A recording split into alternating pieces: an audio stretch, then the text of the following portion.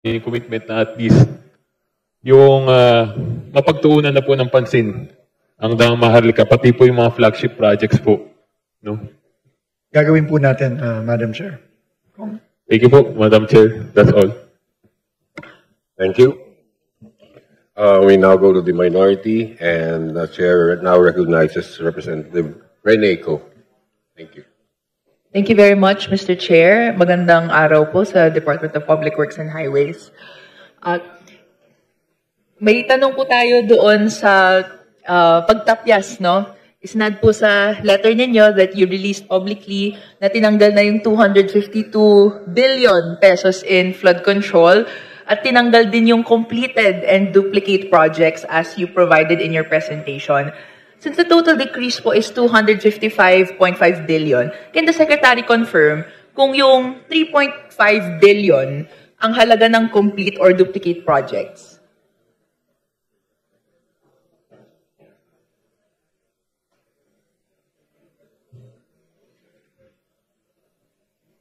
Kasama po doon, yun po ang sinasabi sa atin ng ating team, kasama po doon yung mga natanggal na duplicate at yung mga completed na may pondo pa rin ginagay nung original budget submission po. Magkano po in total yung natukoy na completed or duplicate projects? Isasubmit po namin, Madam Chair. Sige, we look forward, Mr. Chair, doon sa magiging report po nito. Pero yun na po yung na-flag namin before, no? This has been the norm for infrastructure budgets, past and present. Billion-billion po yung pondong tinatambak sa mga proyektong tapos na or inuulit lang. Pero in a cursory glance po, Mr. Chair, natukoy po ba natin kung saan sa Pilipinas may pinakamaraming projects na ganon, pinapondohan, pero complete and duplicate siya? Isasubmit po namin yung detalye, Madam Chair. But suffice it to say, Madam Chair, Congresswoman Rene, that, again, kung meron pong makita ang komite dito sa resubmitted, na meron pa rin ganong completed na ginagyan, ano po, we leave it up to the wisdom po of the House Committee on Appropriations to remove those projects. Kasi yun po ang goal common goal natin, na talagang mawala na itong mga duplicate o mga na kumpleto na dapat pero pinondohan pa rin. Kailangan po mawala po lahat yan. Thank you po, Mr. Chair. We look forward to that report. My next line of questioning po is in relation to the other aspects of the DPWH budget.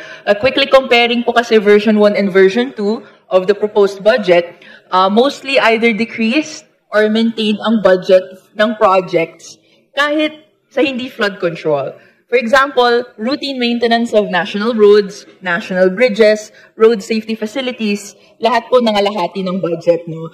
For example, yung routine maintenance of national roads from 14 billion became 7 billion. Routine maintenance of national bridges from 1 billion naging around 697 million. Repair of maintenance and of road safety facilities from 1 billion naging 600 million. So, bakit po ganon? And ano po yung what determined the need for cutting their budget in half? Opo. Again po, no, ang isa sa mga naging directives na rin po natin since rinipaso na po natin at rinibisa yung budget is siguraduhin po na itong mga budget na rini-request ay kaya talagang gamitin at kaya talagang gastusin. No, so ito po ay kasama na rin sa principles of fiscal prudence na sinusubukan nating ipasok na dito sa budget for 2026. At yun po ang naging dahilan dito sa mga nabawasan na mga budget, dito sa mga na-mention nyo pong mga items. Ano pong criteria yung in-apply ng bagong team nito, Mr. Chair, kung alin po sa mga projects yung popondohan pa at alin yung hindi pinondohan for this fiscal year? Since nakita po natin, kalahati na maintain. So meron pong na-decide ninyong i-maintain, meron pong ilan na hindi. Opo. Alam niyo naman po, ang sistema po sa DPWH is really essentially bottom-up. No? Nanggagaling po sa implementing units sa district levels, paakyat regional, paakyat ng central. So, heavily reliant po, ang, especially given the limited time that we that we had to revise and revisit the budget, heavily reliant po tayo sa mga recommendations na nanggagaling sa mga district levels. No? So doon po marami ang pinanggalingan kung ano ang mga project na kailangan, hindi kailangan, pwede ng pagpaliban, mas importante. Kasi po, kailangan pong maintindihan natin, libo-libo po talaga ang proyekto ng DPWH at for someone who has just been there for 2 weeks, it's really virtually impossible to comb through that now, no? Given the limited time. So, heavily dependent po talaga tayo sa baba, no? At sa mga recommendations nila, paakyat po sa regional at from regional, papunta po sa central. Siguro we have to commend na 2 weeks lang, pero na-comb through rather yung iba't ibang mga bottom level na consultations na nangyari. Pero ibig sabihin po ba, from the local, no, meron po silang naging recommendation to the central office na wag na muna itong pondohan? Ganun po yung ginawa. Of course, it's not perfect po, as you said, ma'am, kasi very, I mean, the normal budget process takes 6 months, Madam Chair, no? And we were given a little over a week to comb through a voluminous budget. But yun po ang ginawa ng team, no? To the best of its ability. Meron po bang, Mr. Chair, mga items within the new proposal of DPWH na nag-increase yung budget? Ano po mga ito, if meron? Meron po. These are mostly the 001 category, no? Mga roads, bridges, no? Yun po ang mga nag-increase, no? Sorry po. Ano yung off-carriageway improvements? Opo.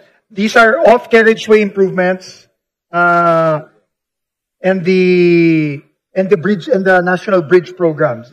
Primary roads, secondary roads, tertiary roads, and bridges all over the country. Okay. May the department furnish this committee a copy Yes, of the list of items that nag-increase po yung budget? Most definitely po, Madam Chair. Okay. My next line of questioning po is in relation po doon sa nabanggit po ng SONA ng Pangulo. Siya po mismo nagbanggit, and I quote, "Wag na po tayong magkunwari. Alam naman ng buong madla na nagra-racket sa mga proyekto. Mga kickback, mga initiative, mga errata, SOP for the boys." Yan, end quote. For the enlightenment of this committee and the public, can the DPWH explain each of these in detail po? At 5 po yun na concepts na binato ni Pangulo sa kanyang SONA. Kickback, initiative, errata, SOP, and for the boys. Paano po ito, how is it this done po? And paano po nagra-racket through these po? Well, Madam Chair, tingin ko naman po, no, although hindi ko po naiintindihan yung iba, to be quite frank, no? Pero tingin ko naman po, ang pinanggagalingan lang naman po niyan ay kung paano i-procure at eventually i-award ang mga proyekto at the district level, at the regional level. No, dahil po, 90% po siguro o mahigit pa ng mga procurement ng mga project o pag-award ng mga proyekto ng DPWH ay nanggagaling sa mas mababang level ng departamento, mostly at the district level and at the regional level. So, doon po talaga nanggagaling yan, yung SOP for the boys, etc. No? At tingin ko po, ang problema po talaga dito is hindi po nababantayan ng tama ang sistema ng procurement sa mga level na yon. Kaya nga po, ang isa sa mga unang-unang sinabi po sa akin ng ating Pangulo, kailangan pantayan ng maigi. And kahapon nga po, nag-release, nung isang araw po, nag-release po ako ng memorandum, no, sa lahat ng regional at district levels, clearly stating kung ano ang safeguards na dapat ilagay. I will furnish po the committee a copy of the memorandum I released 2 days ago. And these are not new safeguards. These are all safeguards that are already existing under present law. Under 9184, RA 9184, under 12009, the new Government Procurement Act, which include, just to mention a few, live streaming of procurement, including banning of splitting of contracts, including rules against collusion, including the signing and submission of sworn statements of non-affiliation between contractors. Unfortunately po, mukhang hindi po lahat yun ay ginagawa. No? Sasabihin ko na po dito sa committee ito. Kaya ho, kailangan po bantayan po ito ng maigi. Nag-release po ako ng after ko po i-suspend muna ang bidding. Nag-release po ako nitong memorandum na ito. Reiterate ko po na kailangan sundin ito ng lahat ng mga procuring units ng DPWH down to the district level. At naglagay po kami ng very, very stern and clear warning na kahit na sino po ang mahuli na hindi ginagawa ang kahit na isa man lang sa mga kailangan nilang gawin para i-protect ang integrity ng procurement process, ay madidismiss, makakasuhan ng either administrative at criminal charges. Dito po, hindi po kami nagbibiro dito. In fact, I just had a meeting today with all the regional directors to clearly point it out to them. Na yun po ang utos ng ating Pangulo, linisin ang sistemang ito at yun po ang gagawin natin sa mga susunod na linggo, susunod na buwan. We will furnish a copy of the committee po of our memorandum that we released 2 days ago. Thank you for your response.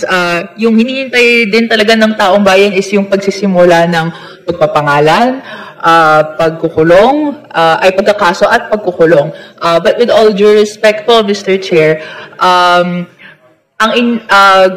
para hindi na maulit yung gantong klaseng sistema, maganda pong maintindihan natin to the letter yung mga practices ng mga paano nakakalusot dito sa proseso at na-exploit yung loopholes. And may tawag po sa mga loopholes. So, paano, though tinanggal na yung mga flood control projects, na-cite po na itong modus operandi cited by the President himself, do these apply only to flood control projects? Pwede rin po bang mag-apply itong kickback, initiative errata, SOP for the boys, sa iba't ibang mga infrastructure projects? Absolutely, Madam Chair. Absolutely. Kaya nga po, kailangan, kagaya niyo din po, yan din po ang gusto kong gawin. At yun po ang ginagawa ko ngayon. Gusto ko pong intindihin isa-isa kung saan nanggagaling ang mga oportunidad para magnakaw ng pera. Yan po ang ginagawa natin and we will continue to do that and my commitment po to the Honorable Committee is that we will make sure that those responsible will pay the price for it. As of today po, 20 na po ang nakasuhan namin. Dito pa lang po sa unang kasong final namin last week sa Ombudsman.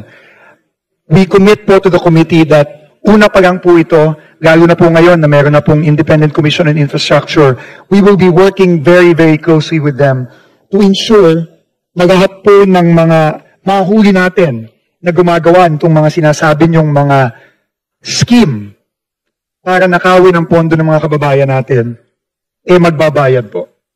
Mr. Chair, applicable din po ba yung gantong mga initiatives sa farm-to-market roads or sa pagtatayo ng classrooms? Ganito po kasi in the recent months, na-expose din yung laki ng halaga dito sa mga projects na to at hindi po tayo nakakatiyak sa quality.